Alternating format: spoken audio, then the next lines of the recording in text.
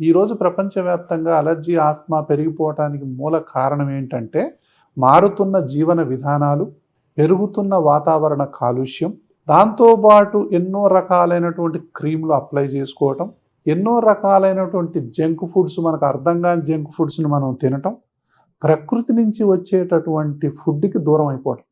ప్రకృతికి ఎంత దూరం అయిపోతామో అనారోగ్యం అంత పెరిగిపోద్దండి, అంత దగ్గర అవుతాం. ప్రకృతికి దూరం అవుతా ఉంటే మీరు చెప్పినట్టు అనారోగ్యానికి దగ్గర అవుతూ ఉంటాం. సో కాబట్టి మళ్ళీ మనం ప్రకృతి దగ్గరికి రావాలి అంటే అందరం ఈరోజు ఏం మాట్లాడుతున్నారో తెలుసా?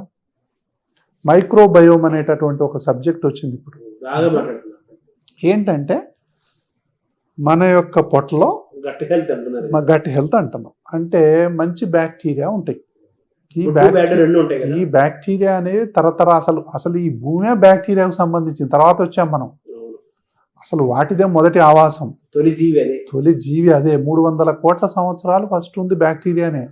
లాస్ట్ ఏదో 50 లక్షలు 20 లక్షల సంవత్సరాల నుంచే మెల్లమెల్లగా మనిషి అనేవాడు కనపడబట్టి 2-3 లక్షల సంవత్సరాలు తర్వాత ఏదో కొన్ని లక్ష సంవత్సరాలు 2 లక్షల సంవత్సరాల లోపు నుంచే మనిషి కనపడటం అనేది మొదలైంది.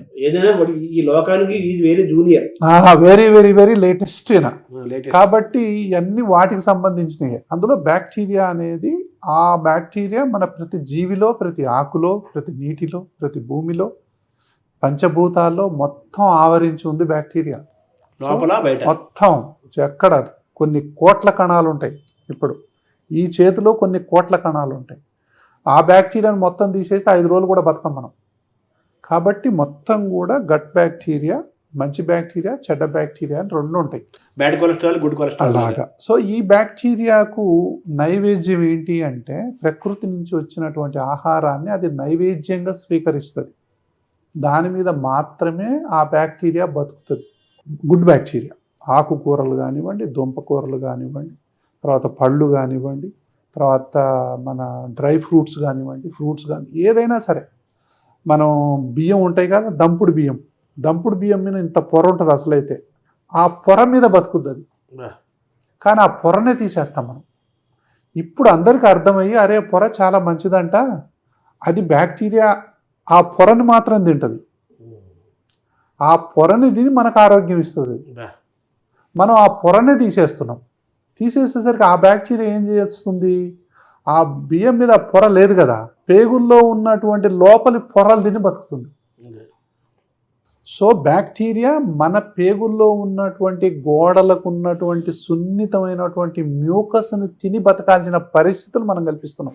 ఎందుకంటే అది తినాల్సినటువంటి క్వాలిటీ ఆహారం దానికి ఏడ దొరకట్లేదు, ఇవ్వట్ల. సో అంత జంక్ ఫుడ్ ఇస్తున్నాం, అది వెతుక్కుంటుంది ఎక్కడుందా మంచి ఆరోగ్యం. దానికి కావాలి కదా ఆరోగ్యం, అది జీవి. ఎప్పుడైతే బ్యాక్టీరియా బతుకుతుందో మనం బతుకుతాం. ఇప్పుడు రానున్న సంవత్సరాలు మొత్తం కూడా మనం మైక్రోబయోమ్ తప్ప ఇంకేం మాట్లాడం. ప్రపంచం మొత్తం మాట్లాడే ఏకైక సబ్జెక్టు మైక్రోబయోమే. అంటే ఈ మైక్రోబయోమే, ఈ బ్యాక్టీరియా ఎంత ఉంటుంది అంటే క్రికెట్ బాల్ సైజులో ఉంటుంది. మన దాంట్లో మొత్తం కలిపి క్రికెట్ బాల్ సైజు ఉంటుంది. 1 కేజీ కూడా ఉండదు, 1/2 కేజీ బ్యాక్టీరియా అంతా కలిపితే టోటల్ చేస్తే అంటే మన బాడీలో ఎన్ని సెల్స్ ఉంటాయో అంతకు 100 రెట్ల సెల్స్ ఎక్కువ ఉన్నాయి. దాని పాపులేషన్ ఎక్కువ మన బాడీలో, మన సెల్ పాపులేషన్ కంటే. మనం ఏమనుకుంటున్నాం అంటే మన కంట్రోల్ అది ఉందనుకుంటున్నాం. మనం మైనారిటీ, చాలా మైనారిటీ, 100 రెట్ల మైనారిటీ. సో బ్యాక్టీరియా ఏదైతే ఉందో మన ఆరోగ్యాన్ని డిసైడ్ చేసేది బ్యాక్టీరియానే. మనం లావు ఉండాలన్నా లావు ఉండొద్దా డిసైడ్ చేసేది బ్యాక్టీరియానే. మనకు షుగర్ ఫ్యూచర్లో వస్తుందా రాదా డిసైడ్ చేసేది బ్యాక్టీరియానే. మనకు తెలివితేటలు ఉన్నాయా లేదా డిసైడ్ చేసేది కూడా బ్యాక్టీరియా. అది కెమికల్స్ ఉంటాయి, షార్ట్ చైన్ ఫ్యాటీ యాసిడ్స్ అంటాం, డోపమిన్ అంటాం, దాని తర్వాత సెరోటోనిన్ అంటాం. ఇవన్నీ కూడా ఆ బ్యాక్టీరియా ఈ యొక్క ఫెర్మెంటెడ్ ఈ ఫుడ్ మీద పనిచేసినప్పుడు అవి తయారు చేసేటటువంటి కొన్ని కెమికల్స్ అవి, వాటి వల్ల మాత్రమే ఇవి తయారవుతాయి.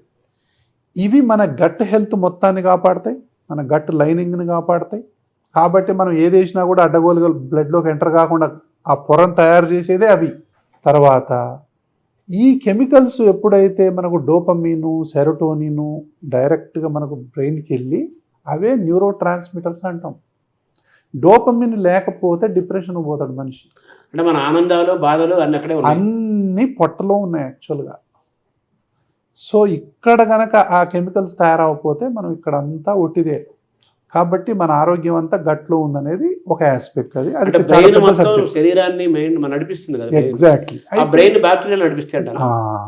బ్రెయిన్ ని నడిపించేది బ్యాక్టీరియా. బ్రెయిన్ ఏంటండి, మానవ శరీరంలో ఉన్న ప్రతి సెల్ను నడిపించేది బ్యాక్టీరియాని.